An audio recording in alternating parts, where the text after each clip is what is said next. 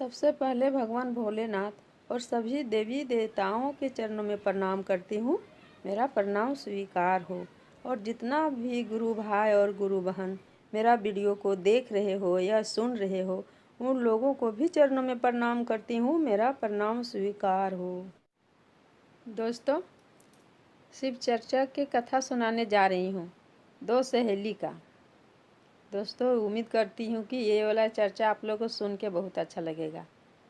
शुरू से अंत तक जरूर सुनिएगा दोस्तों, क्योंकि भगवान के कथा शुरू सुनिएगा तब आप लोग को ज्ञान होगा कि हाँ, ये कथा में क्या है।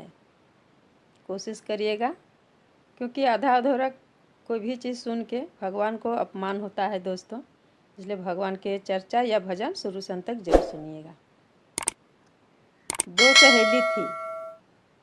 दोनों सहेली में बहुत पड़ता था। कुछ भी करती थी एक साथ करती थी, एक साथ जाती थी, एक साथ कोई भी काम करती थी। पूजा भी दोनों सहेली करती थी। पूजा पाठ में लीन रहती थी दोनों सहेली।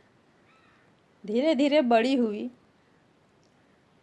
तो एक सहेली का शादी बड़ा घर में हुआ, जिसका घर पूरा धन दौलत से भरा था, कुछ भी कमी नहीं था।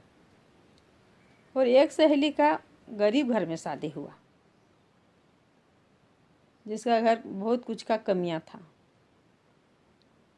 हर कुछ पूरा नहीं होता था दोस्तों। तो जो गरीब घर के थी वो पूजा कर ही रही थी भगवान को, गुरु मानी थी शिव को।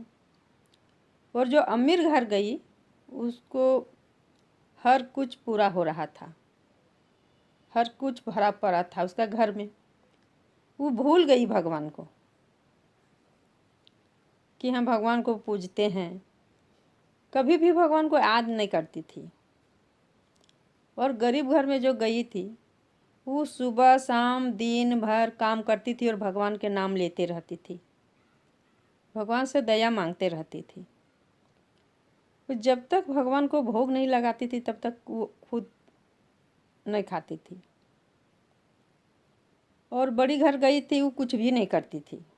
सुबह उठ के नहाना धोना खाना पीना यही रहता था। वो भूल ही गई थी भगवान को, शिव को भूल चुकी थी, याद नहीं करती थी।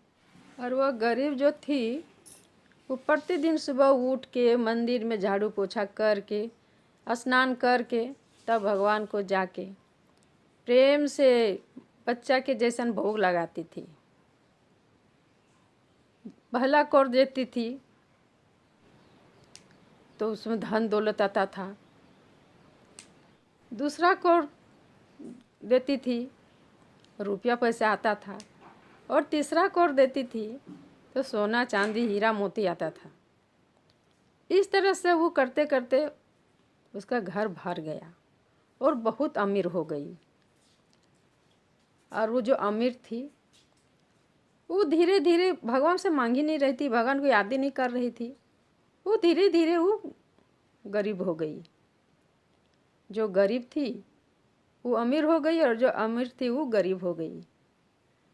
तो दोस्तों, भगवान को कभी नहीं भूलना चाहिए। कितनों घर में रुपया पैसा भरा पड़ा रहे, कितनों घर में कुछ भी रहे, लेकिन भगवान को कभी भूलना चाहिए। जो कुछ देते हैं वही देते हैं, उन्हीं को दिया हुआ घर में रहता है।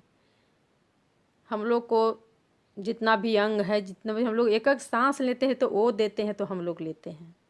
इसलिए कभी उनको भूलना ही नहीं चाहिए। तो दोस्तों, मेरा कथा यहीं तक रहा। अगर आप लोग को अच्छा लगेगा लाइक और ज़्यादा से ज़्यादा शेयर कर दीजिएगा दोस्तों, और मेरा चैनल को भी सब्सक्राइब कर दीजिएगा। तो सब मिलके बोलिए हर हर महादेव, माता पार्वती की जय।